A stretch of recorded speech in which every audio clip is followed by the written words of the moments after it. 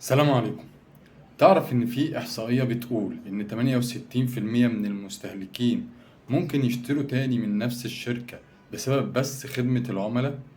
طيب هشرح لك طرق ممكن تطور بيها خدمة العملاء بتاعتك، والطرق دي ممكن تكون سهلة وتتنفذ في أسرع وقت.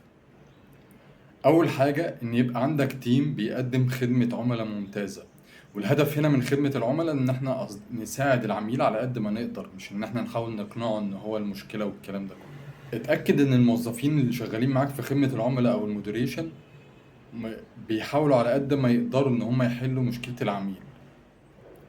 تاني حاجة سرعة الرد.